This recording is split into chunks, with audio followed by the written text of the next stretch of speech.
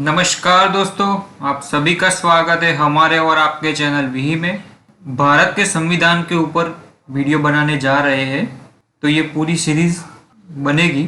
तो आज का पहला वीडियो है उद्देशिका यानी कि प्रस्तावना के बारे में।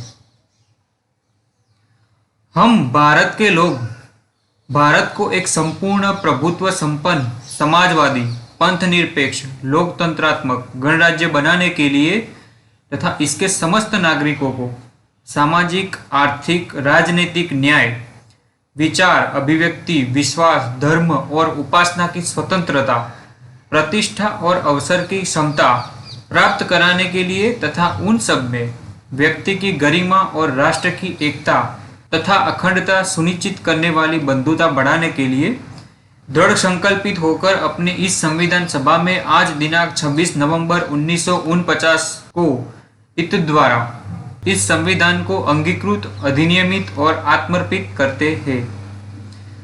तो इसके जो वर्ड है उसका मीनिंग जान लेते हैं। हम भारत के लोग, इसका तात्पर्य यह है कि भारत एक प्रजातांत्रिक देश है तथा भारत के लोग ही सर्वोच्च संप्रभु है। अतः भारतीय जनता को अधिकार जो मिले हैं वो संविधान का आधार है। दूसरे शब्दों में भारतीय संविधान भारतीय जनता को समर्पित है। संप्रभुता, इस शब्द का आशय है कि भारत ना तो किसी अन्य देश पर निर्भर है, ना तो किसी अन्य देश का डोमिनियन है। इसके ऊपर कोई वह शक्ति नहीं है और अपने आंतरिक और बाहरी मामलों का निस्तांतरण करने के लिए स्वतंत्र है।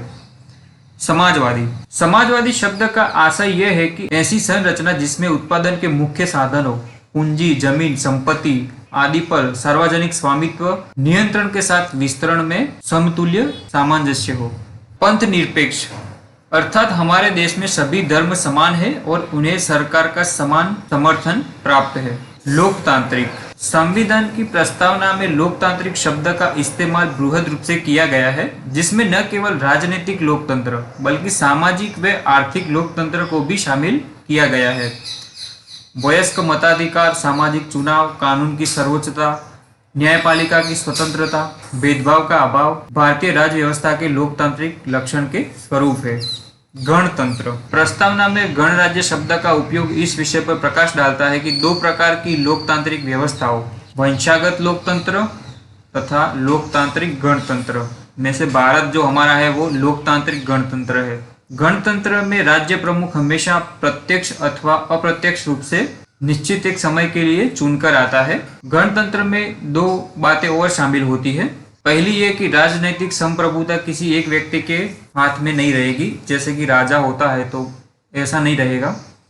दूसरी यह कि किसी भी विशेष अधिकार प्राप्त वर्ग की अनुपस्थिति, इसलिए सार्वजनिक कार्यालय बगैर किसी भेदभाव के प्रत्येक नागरिक के लिए खुला होगा। स्वतंत्रता, स्वतंत्रता का तात्पर्य नागरिक स्वतंत्रता से है।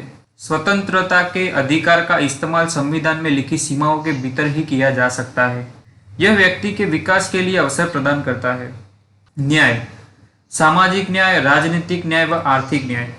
सामाजिक न्याय से अभिप्राय है कि मानव मानव के बीच जाति, वर्ण आधार पर भेदभाव न माना जाए। आर्थिक न्याय का अर्थ है कि उत्पादन एवं वितरण साधनों का न्यायोचित वितरण हो और धन संपदा का केवल कुछ ही हाथों में केंद्रित न हो जाए। राजनीतिक न्याय का अभिप्राय है कि राज्य के अंतर्गत समस्त नागरिकों को समान रूप से नागरिक और राजनीतिक अधिकार प्राप्त हो, चाहे वह राजनीतिक दफ्तरों में प्रवेश की बात हो अथवा अपनी बात सरकार तक पहुंचाने का अधिकार हो। समता, भारतीय संविधान की प्रस्तावना हर नागरिक को स्थिति और अवसर की क्षमता प्रदान करती है, जिसका अभिप्राय है कि समाज में किसी भी वर्ग विशेष अधिकार की अनुपस्थिति और बिना किसी भेदभाव के हर व्यक्ति को समान अवसर प्रदान करने का उपबंध। समता, भारतीय संविधान की प्रस्तावना हर नागरिक को स्थिति और अवसर की क्षमता प्रदान करती है, बिना किसी भेदभाव के हर व्यक्ति को समान अवसर प्रदान करना। बंधुत्व, इसका शाब्दिक अर्थ है भाईचारे की भावना। प्रस्तावना के अनुसार बंधुत्व में दो बातों को सुनिश्चित करना होगा। पहला व्यक्ति का सम्मान और दूसरा देश की एकता और अखंडता।